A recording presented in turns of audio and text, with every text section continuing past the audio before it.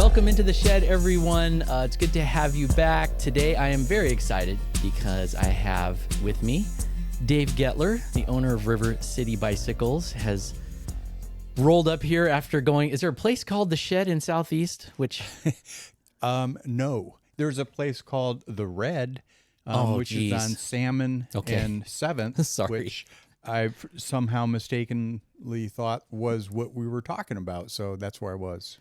Well, I'm glad you're here. Thanks for coming in. Glad to be up here. Yeah, I'm. It's a part of Portland I'm not familiar with, so just finding the place was kind of an adventure in itself. Yeah, you're one of these people who plugs into your Garmin and you just have this blind faith that it's going to find the address. No, Okay. I do not. I prefer to. I mean, I've always been a map guy, so I prefer to have a visual of where I'm going. And if I can, I mean, on this particular one, I was okay. I have to plug this address in. Jonathan's waiting for me, so I was thinking that'd be the easiest way, but no, it's not. I mean, just North Michigan, boom, all the way down. Struggled a little bit, but You're here. here I am. And you're relatively dry, which is a miracle given how much water just fell from the sky. But Yeah, just a few minor sprinkles, you know, for springtime Portland. It's well, I'll take it. well, Dave, March 8th, this Saturday, as you know, 30th anniversary of River City Bicycles. How do you feel when I say that? Well, it's funny. I always think back at where I was 30 years ago and what was going on at River City and, you know, else in my life. I mean, we found out a week before the store opened, which would have been right around now, that we were pregnant. So not only did we have this big opening coming up that I had been working harder than I've ever worked in my life, but all of a sudden, wow, we're going to have a baby too. I mean, I'm not quite sure how we pulled that off, although I do know that my wife was very determined, and that's pretty much what it would have taken. So you heard you were pregnant right in the same time the shop was opening, not Yes. had the baby. Okay, No. We found out we were pregnant. So yeah, it's like, all right, that'll be an I was thinking, okay, this will be an interesting timeline. Yeah, for sure. So, and Well- it has been. Well, that's two huge things at once because you'd only moved to Portland a year prior to Not the even a shop year. opening, not even a year. So Yeah, it's it a was lot about of changes. 4 months and stuff. So yeah, it was a lot of changes. It was- 1994. we here, moved right? here in the fall of '94, and then opened in the spring of '95.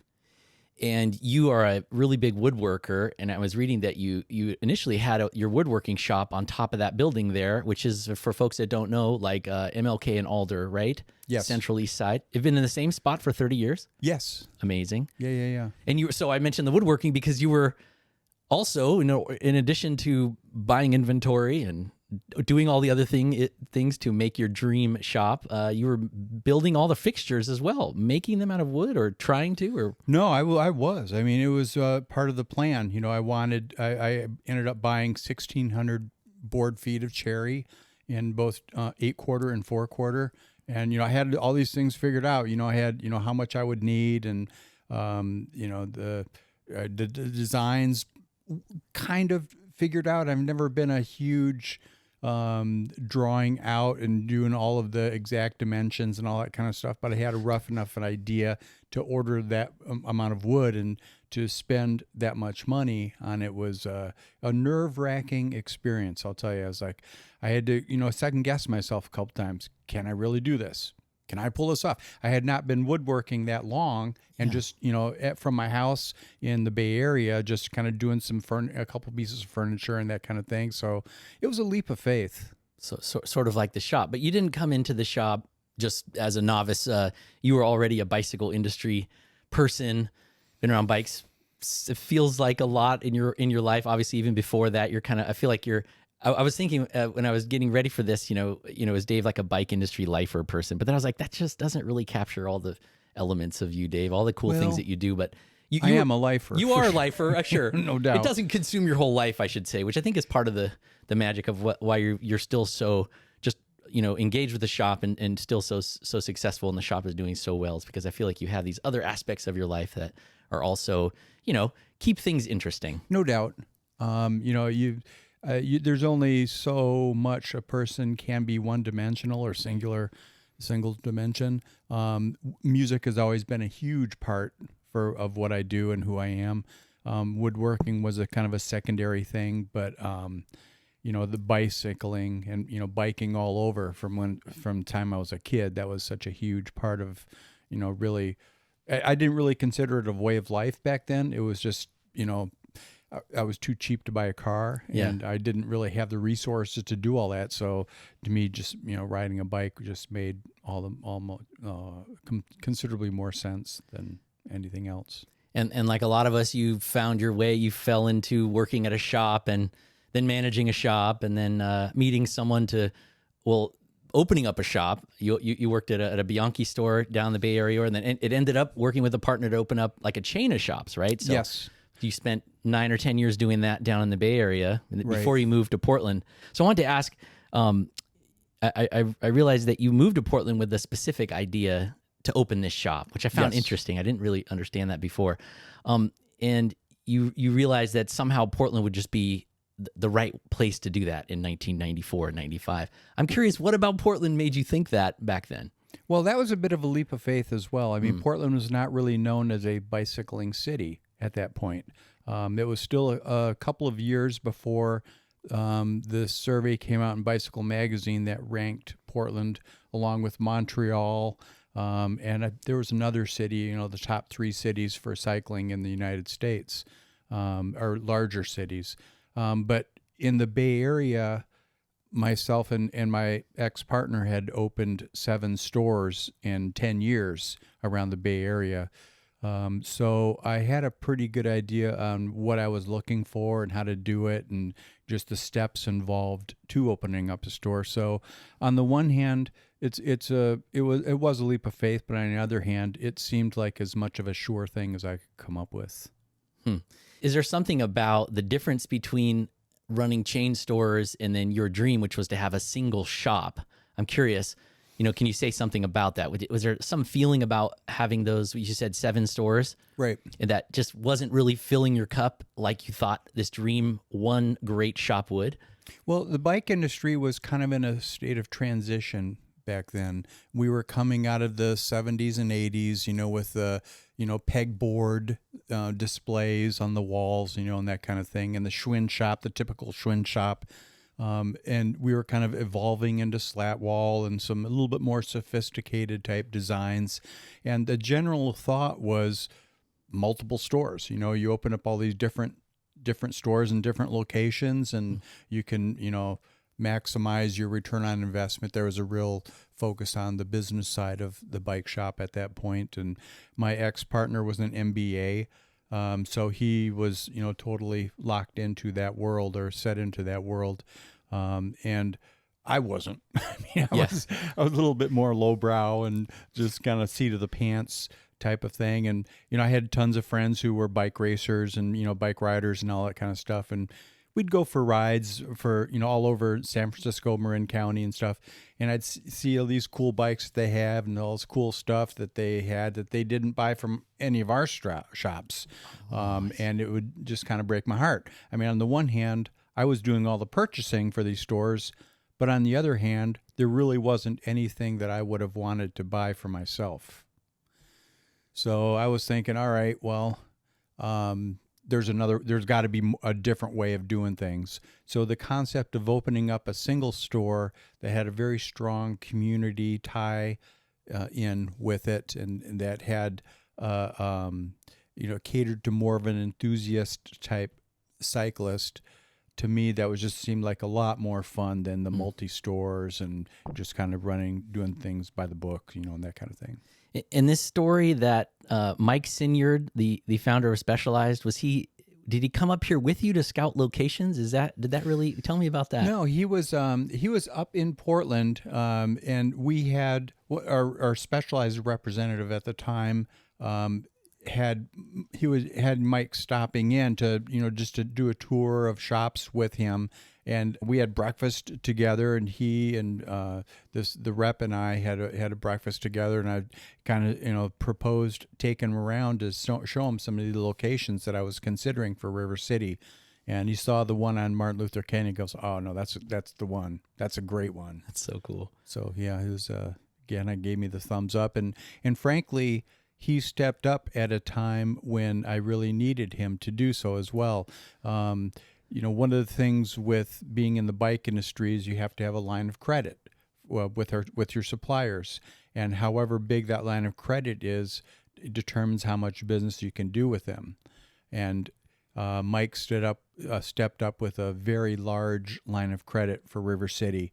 So to me, that kind of gave me a lot more confidence in what I was doing, and it also gave my other suppliers confidence that if Specialized had stepped up, with that amount of credit, that they could as well.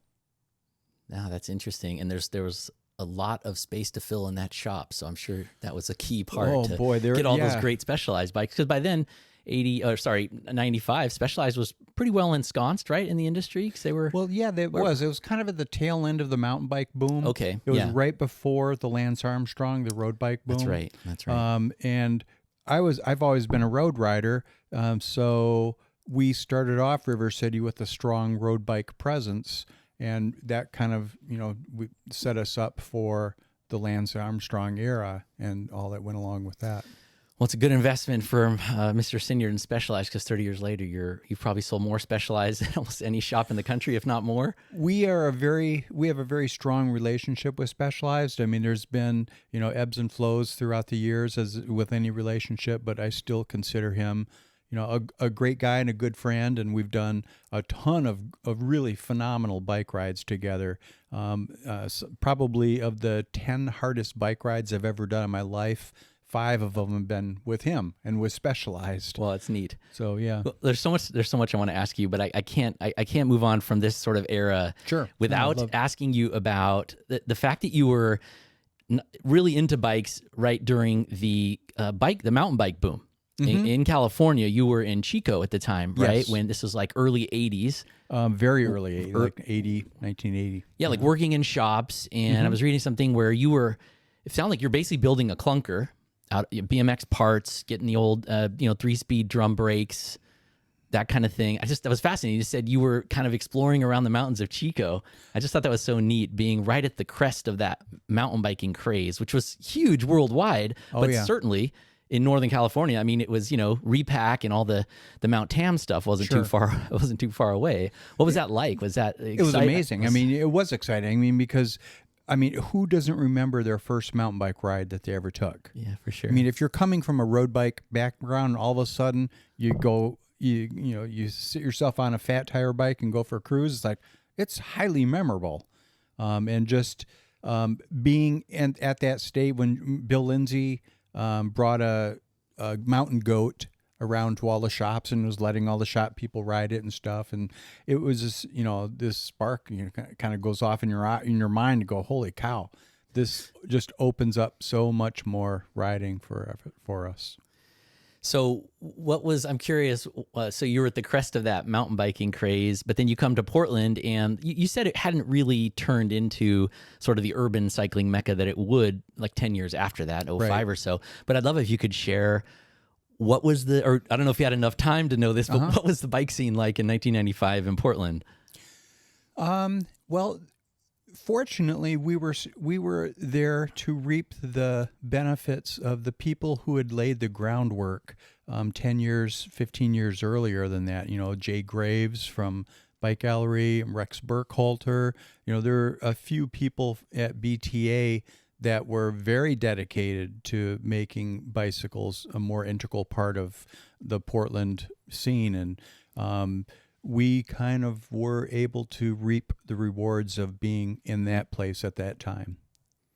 And in terms of like the commuting thing was just kind of starting out to some degree. There was some good infrastructure in the ground, I think, then by the early 90s. Yeah. There was, I think our bike plan, the first bike plan, the real one was like 1993 or 4, something like that. Is that right? Something like that. Well, it seemed like some of the bike infrastructure had been in place for longer than that. There was some 205 bike paths, and there was some stuff out in Roseway area it looked like it was, good 10, 15 years older than that. And Springwater Trail wasn't paved the whole way then. There was, a dirt section behind Powell Butte and, that kind of thing, but it was still very rideable. And it was kind of known as a bike route, bike paths. And do you recall what kind of bikes you stocked back in 1995? Was it all just like 12-speed road bikes, or what kind of selection was there? What was on the shelves there? Yeah, there were,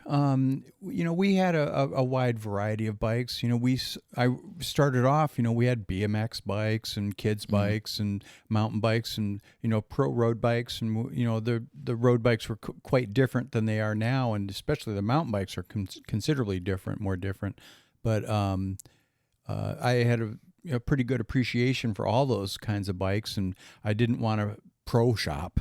I wanted something that was more like for everyone, that people wouldn't feel intimidated walking into.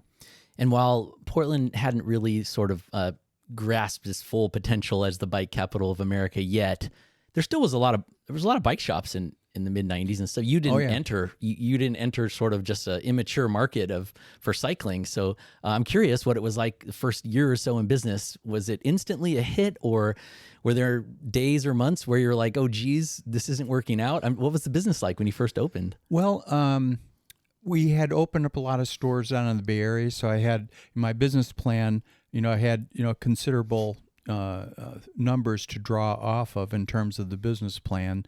And, when you do a business plan, you do three. You do a best case scenario, worst case scenario, likely scenario, hopeful scenario. And within 6 months or 8 months, we had blown the doors off of the best case scenario business plan. So we really did kind of hit the ground running. And that was incredibly exciting. Yeah. Because, compared to what we were doing in the Bay Area, all of a sudden it's like, holy cow, no, this is a solid market. Do you remember like kind of who was coming in? Was it were there roadie groups coming in? Was it a mix? Were families coming into the shop at that early stage, or? Well, if you can imagine the kind of stir opening up a bike shop like River City on a major road like Martin Luther King, right by the Morrison Bridge and freeway accessibility with a big parking lot. I mean, it would have been quite disruptive to the bike industry.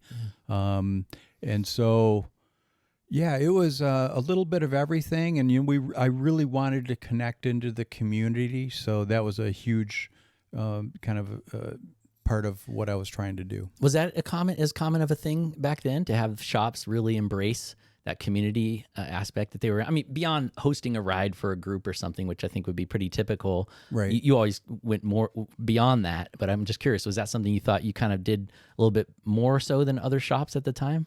Well, being in the Bay Area and seeing how other stores had competed against the chain of shops that we had down there, I got to learn a lot of ways of those kind of stores would have success against the multi-store, chain shop type thing. And when we moved to Portland, Bike Guettler was very entrenched, and Chiclo was entrenched, and there was a Beckwiths out on Woodstock, and there's a few other stores that were, Fat Tire Farm was here, and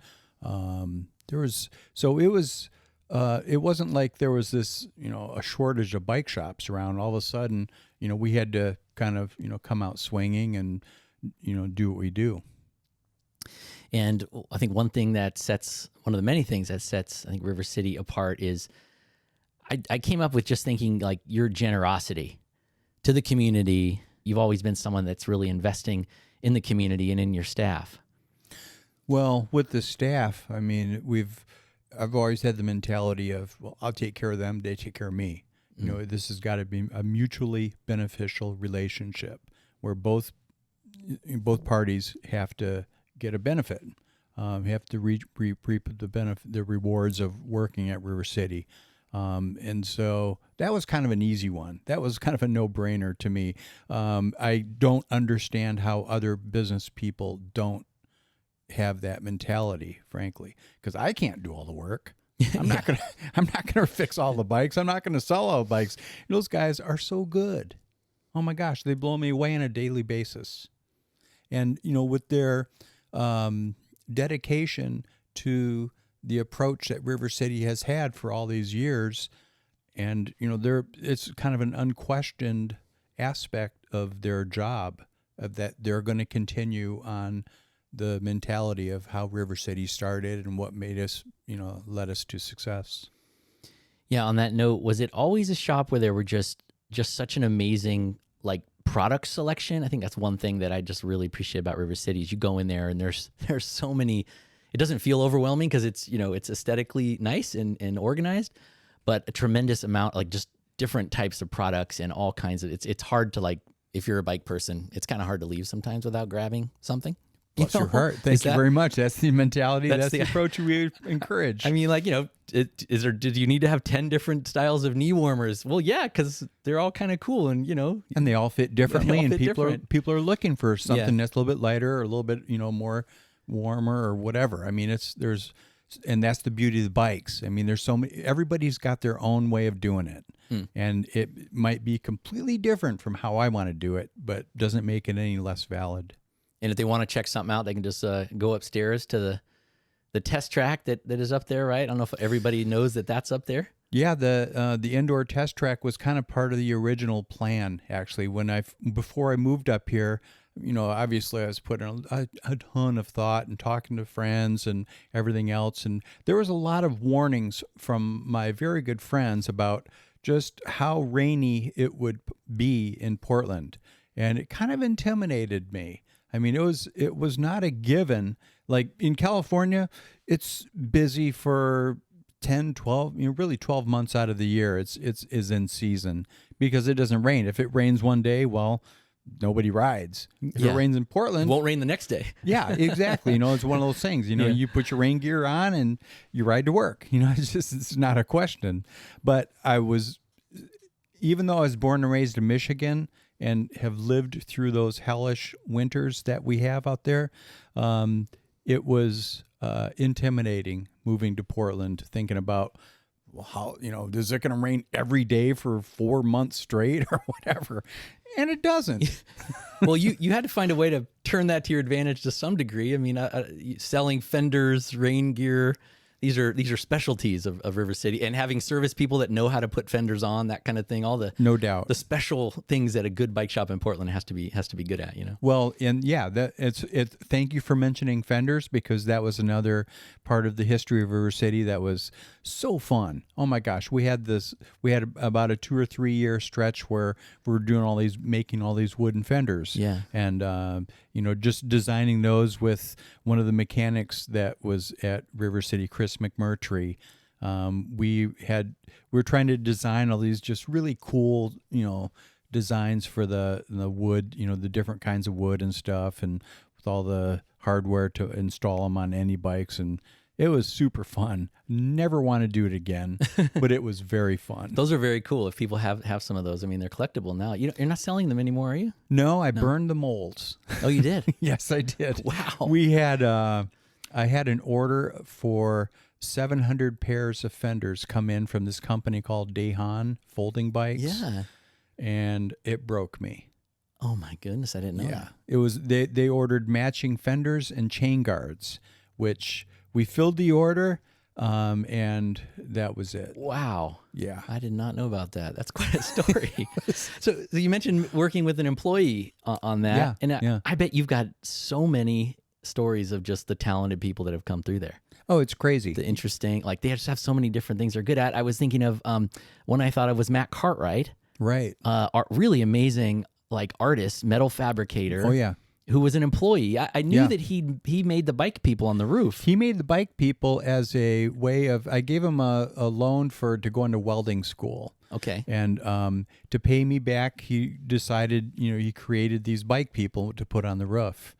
And just, worked his butt off and made some highly creative, really, really beautiful, interesting bike sculptures for the roof. Yeah, if people haven't seen them, I'll put a link. There's a video that you can get up close. I've never been on the roof. I always thought it'd be something that'd be fun to do. Just to see them up close, you really have to appreciate. It's hard to appreciate them as much from the street. There's probably a dozen of them or so. These are these something like metal, like that. All types of different types of metal. Some are stainless steel, like spiral chunks of whatever you can imagine. Yeah. Whatever he imagined. Yeah. Yes. Oh yeah. So I would imagine it must be pretty satisfying thinking about the 30 years and thinking like all the the people that have come through the store, and while you're probably, sad that some of them moved on, a lot of talented people doing interesting things. Well, and improving the store in their way too. Coming up with ideas and ways of making their job easier that ultimately was, obviously to River City's benefit. And was it employees who helped you kind of design some of the furnishings and I mention this, folks, because I'm not just Dave didn't just make, little racks for the wheels out of wood, although those are in there too, and they're very beautiful. But like everything from the way that the shelving comes out. I mean, basically the whole place is kind of like your living room. I know you've made that reference. It's like a place you wanted to have kind of as a living room, or a place you like to spend a lot of time. But people really need to appreciate the fact that, like, for instance, some of the displays, like road drop bars or whatever, you pull out a drawer, which you made, and the bars are just so rested on a nice little bevel in the wood. Yeah, I mean, that kind of thing is just so nice. That was kind of an inside-out chest of drawers, which was, that was part of the fun of designing all that stuff, was making things that were bike shop specific.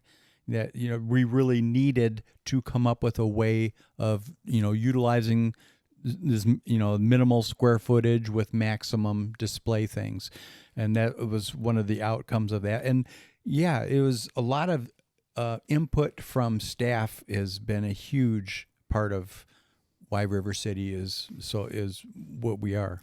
And not just all the way down to inner tubes. There's a really cool, like, doesn't the inner tube dispensing thing have like a little hood on it and everything? It's so cool. You can if you're a woodworker, detail. If you like wood, forget if you're a bike rider or not. But woodworkers, go check out River City. You'll have fun in there as well. Let's see.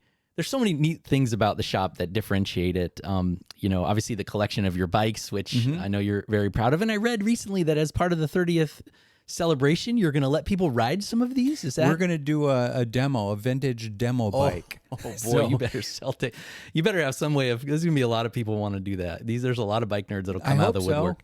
You have tremendous collection of bikes that are very. I hate to get too into like how collectible and rare they are, because I think there's this aspect of like, well, they're just a bicycle, but some of them are. That's true, and they are. But some are very irreplaceably special.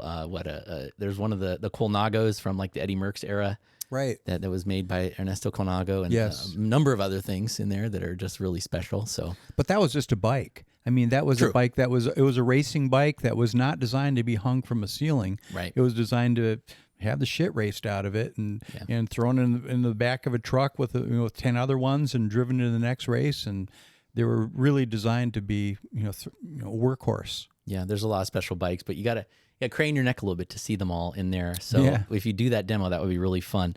But not just, there's bike collections in a number of shops. Sure. That's kind of a thing. Shops do hang up the cool bikes. But your shop has other things. Let's see. We mentioned the bike people. There's a skate ramp in the parking lot for folks that are curious, which I'm sure is you're doing. Wasn't just coincidence that your employees like to go skate during their breaks, and I'm sure you built that, right? That's like it used to be kind of a natural bank, and we turned it into a little bit more of a ramp. Nice, okay.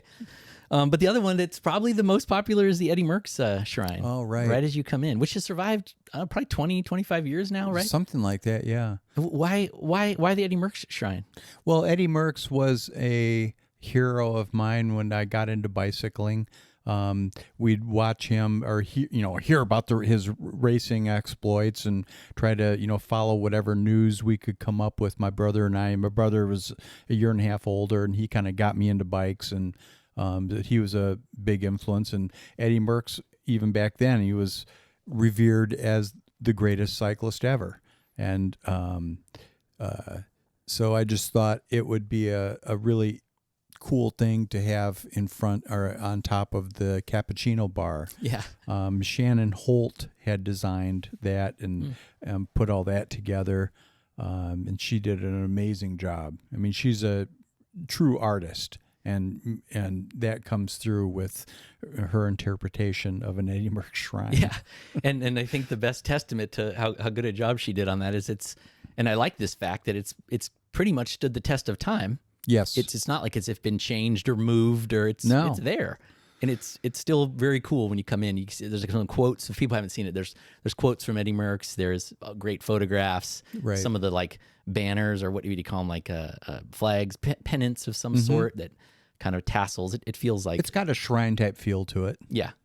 And then, but he's very much alive. Oh, yeah. Let's not forget. So much alive that you got to tell the story when he presented an award to you Yes. somewhere else. But you did get to meet him. Yes, he was. About that. We were getting the award for the top retailer. Oh, in, yeah, I that's think right, okay. 2010. Yep. And they were trying to figure out how to present it to me, and I was asking him, well, it's going to be at the Interbike show in Las Vegas. Is there anybody there that is going to be that would be significant to present the award? And it was suggested that Eddie Merckx would be there. And I said, well, sure, man. Actually, he was my second choice. Oh, no. My first choice would have been Greg LeMond. Okay. Who was more of a, when I was riding, he was, a true hero of my era because he was an American winning the Tour de France, and from that part of Northern California where I was living in, and we used to watch him race as a junior and ride circles around the field, when he was a junior around the senior field. It was, just a crazy time. And we always thought, well, this guy's going somewhere. And sure enough, obviously he did. And just following his career was an amazing experience for all of us back then. Yeah, that's super neat. But I'm very, very honored that Eddie Merckx was able to present the Yeah, I hope award you told as me you well. had the shrine, because that's pretty great. You must have seen so many weird and interesting and cool bits of technology and stuff, or just people thinking that they've got the next great bike or the next great thing that's going to change the industry. There's this infomercial of you online from 1998. This thing called the Auto Bike. I hope they paid you a lot for that. No, Well, but and it for was that, I'm going to hell. I'm sorry. that thing is so interesting. But it's funny because I watched that, and I thought in 2006, I went to the store because Shimano was just going. They were just super convinced that this thing called coasting Oh, right. was going to be the next big thing. Apparently, Right. people in the industry don't think that people can shift on their own. But anyway, everybody's been trying to figure that out. But this coasting bike that was like basically a different type of auto shift. Right. But is there any other things that come to mind where you look back and you think, well, that was something that we thought was just going to be the bee's fixed knees, gear and turned out craze to was not. crazy. Okay, fixed gear. The fix, when that whole the fixie thing came up.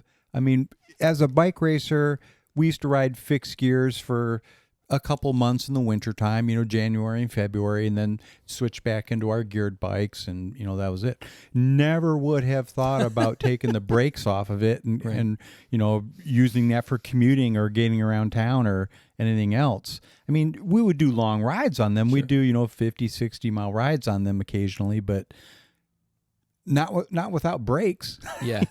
And all of a sudden, this generation of cyclists have figured out a different way of appreciating their bikes and doing it their own way, which I thought was awesome. It was great to see. Not how I would have chosen to do it, but so that was kind of a thing.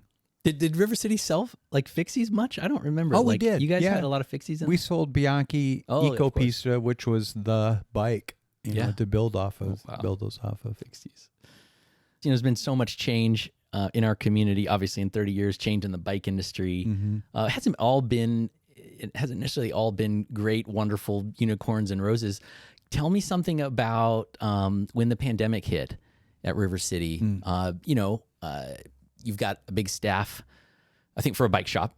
So a lot of people, depend on River City for their living, and the pandemic hits, and people can't even be in the same room with each other. What was that? What was that era like for you? Oh, that was the craziest probably moment of River City's history, because if somebody would have told me that we would have to shut our store down to customers for 16 months, I would have said, well, let's just close now, because there's no way that we could survive that. But again, like everyone else back in that, when that happened, you just adapt. You change the way you're doing things, make it work, do the best you can. And yeah, that was a crazy, crazy time for everyone in the bike industry and everyone in the world, really. But we were essential workers or essential business. Right. So we were able to stay open. We weren't legally forced to shut, but we just moved all these tables to the parking lot and had some tents out there. And just somebody said, "Hey, I need to buy a helmet." So, all right, let me go in and grab one. And we'd grab 4 or 5 and bring them out and let them choose. But yeah, it was a crazy time. Anything from that era that's survived in terms of like the business, how you do the business, or? Well, I learned a lot. I mean, I spent that first year and a half of the pandemic in the build room where I was unboxing bikes pretty much as fast as I could, unbox them to let our builders build them. So that was a real learning experience for me, just, looking at all the bikes from that level, on that level, and just had a much deeper appreciation and understanding of how the bikes have changed over the years. I mean, I used to be a service manager back at the stores back in San Francisco, or actually up in Chico. So I had a very good fundamental knowledge, but as you know, bikes have changed dramatically over the decades, and getting a more of a technical understanding of the bikes in the year 2020 when that happened was that has stuck with me for sure. And you were thrust in. That was probably just because of the business. There was people needed bikes, and we had a line of a queue of 100, and I think we topped out at about 160 boxed bikes that customers were waiting for. Wow. That we needed to have built and adjusted and everything else. Wow. I mean, I'm imagining people were just calling saying like, Yep. "Hey guys, I just need a large black whatever. I need a flat mountain bar. bike, Give and me somewhere between hopefully around $1,000. Jeez. And they said, "Well, we have this one for $3,000. I'll take it." Wow. I mean, it was like nothing I had ever seen before. Wow. That's amazing. Just thinking about that, and I like to think back and think that maybe the strength of Portland's, just bike community and how much people love cycling here, helped people like you and shops survive those kind of challenges, No But doubt. to kind of switch over to that a little bit more, I'm wondering what you saw in the early days of the cyclocross crusade. So these crazy band of people come to you and start talking about this thing called cyclocross. We were the second bike shop sponsor of Okay. it. I think Fat Tire Farm was the first Interesting. one. Okay. But we kind of switched to sponsorships after like a few years of them doing it. And yeah, it was that was crazy time too. Yeah. It was, Tell me something about that, because 05, 6, 7, 8, I feel like when it got in the New York Times with the hot tub at the Hillsborough race, I think somebody at the New York Times had come out. Of course, the Times doesn't come to your city to cover something unless it's already been a big deal for a while, right? So that was kind of in some ways the pinnacle, for better for worse. Once the Times comes and does something on you, you're kind of like, oh shoot, now it's exposed too much. now it's mainstream. Now it's over. But it was such an amazing moment. I mean, and you've been involved. You love cyclocross. You used to dress up in black and go chase people around. Jonathan, that is the most fun I've ever had on a cyclocross bike. Being the Black Knight and being able to cut the course and have people tag you and win stuff. That is super, super fun. Is there something about cross in general that you just were excited about as a shop owner, about being a part of? Well, yeah, just the inclusion, just the aspect of that, to where there's all these different categories and all these different age groups, and men and women and families and kids and older people or whatever. I mean, it's the most, after being a bike racer and experiencing, road racing world and even mountain biking racing world was different from road, but cyclocross was just a whole lot more inclusionary.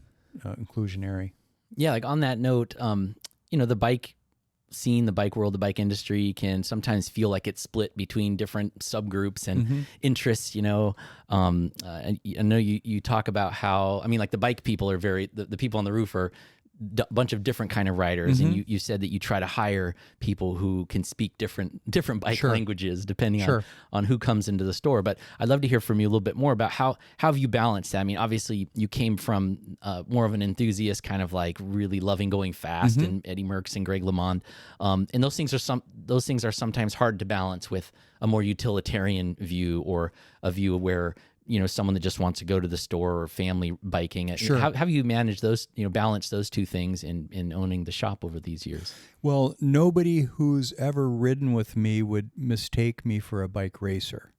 I think you and I have ridden some together, and not in a competitive manner, but maybe, I mean, it's hard to ride with people, not be at least a little bit competitive, I guess. Yeah.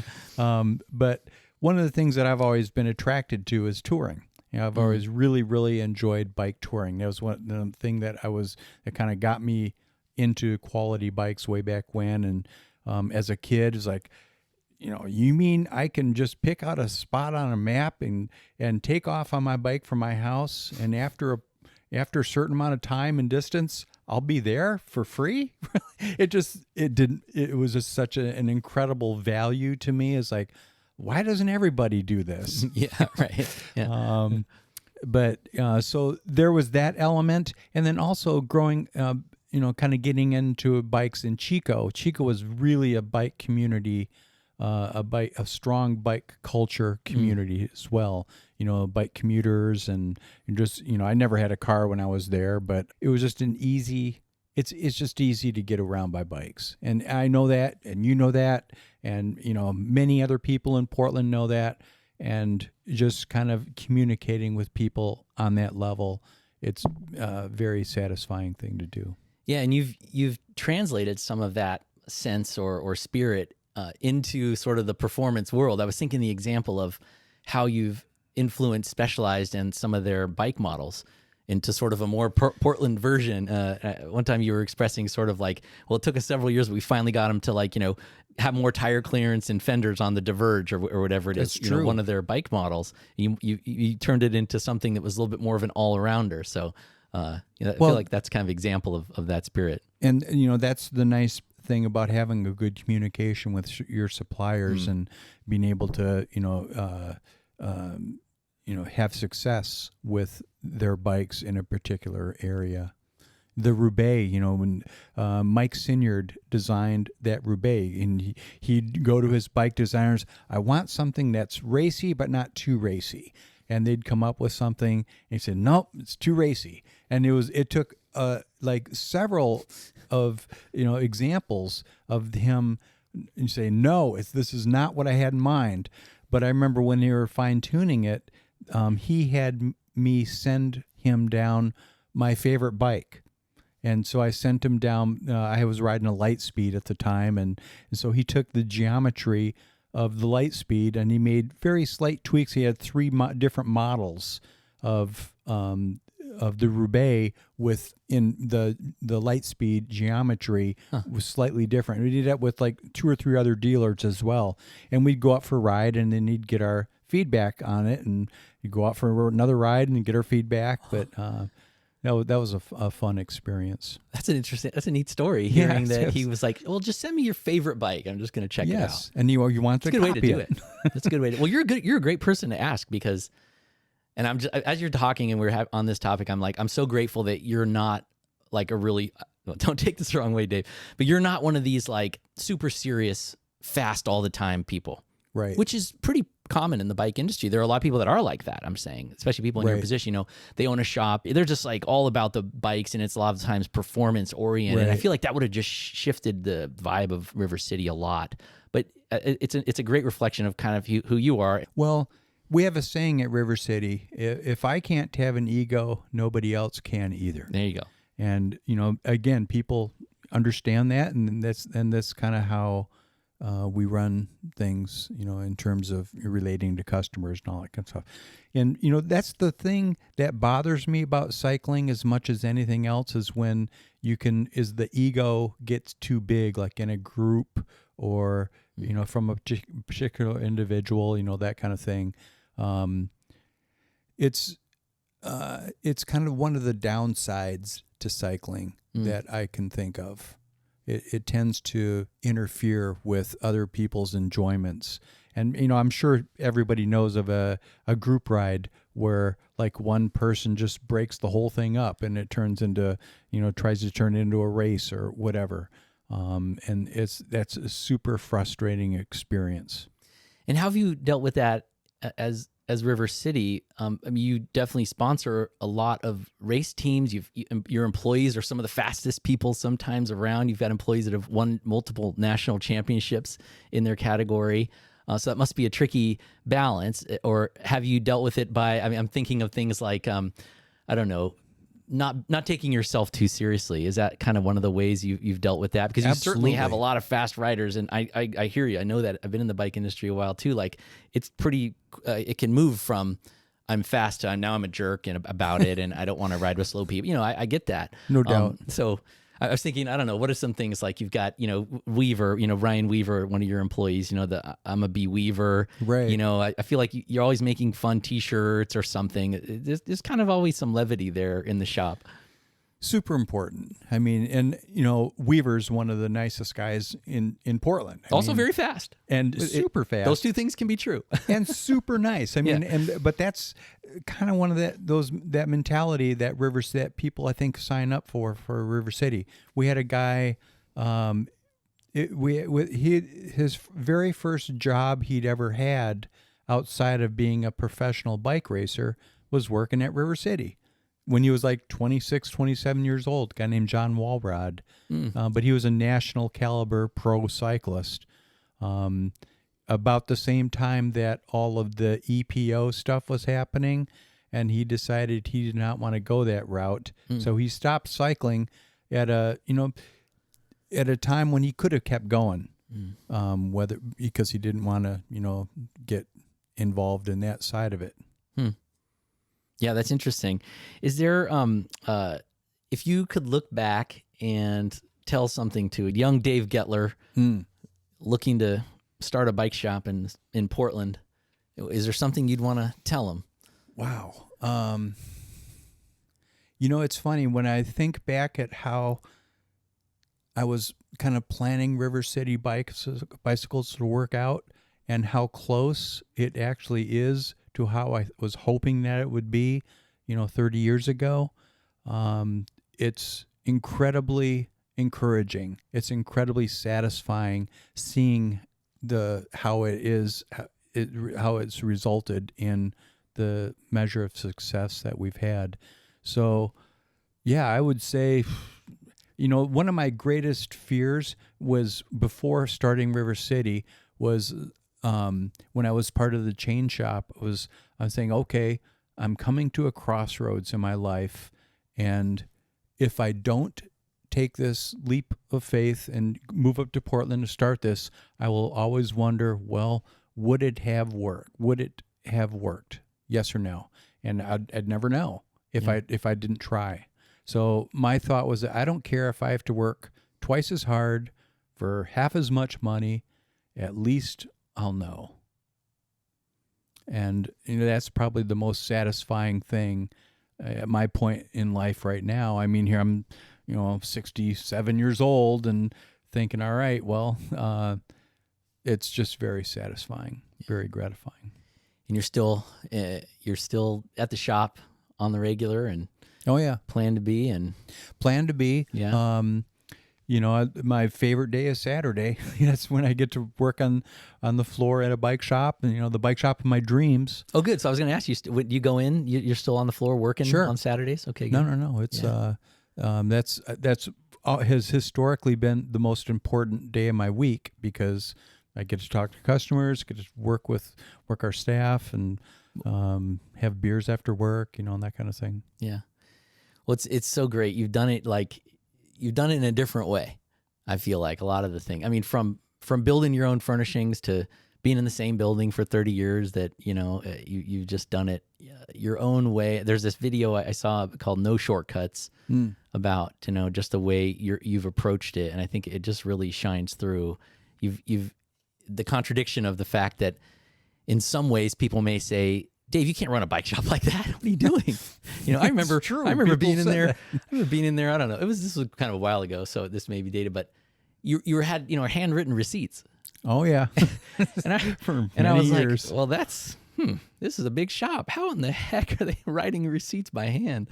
You Well, the know? important thing on that So- was you have a system. But I it mean, worked though. I mean, that's and my it did point, work. My long-winded point. You kind of did it. You've done it your own way, and it's worked. It's working. It doesn't show any signs. All these shops have closed and come and gone, and like I said, the next big thing has happened several times, and some bad things have happened as well. No doubt. But there's River City. It's just it's there. It's as beautiful as ever, and it just continues. And some Well, of the thank people you. have been there for a long time. Some have been there Which from is a real almost testament. since we've opened. Yeah. So I It was just crazy. It I mean, is. that's such an honor for me. yeah. When I think of these people that I have a lot of respect for, and personal and professionally, that they've done their whole careers at River City. It's like, holy cow, man! That's a lot to live up for me. Yeah. Well, Motivating. they've got your back. Like you said, you've taken care of this community on bikes for 30 years, and this community's gonna have your back, for sure. So people are just so grateful for River City, I think, and so glad that it all worked out, and that somehow you found your way up here and opened a bike shop, and still going in on Saturdays and still riding around and having a great old time. It's a fun business to run. Boy, I'll tell you, I'm very, very lucky to be in the position that I'm in, and I enjoy the heck out of running it. I can't imagine a different kind of business, me running a different type of business. Well, thanks so much for sharing, Dave. Appreciate it. Absolutely, Jonathan. Thank you.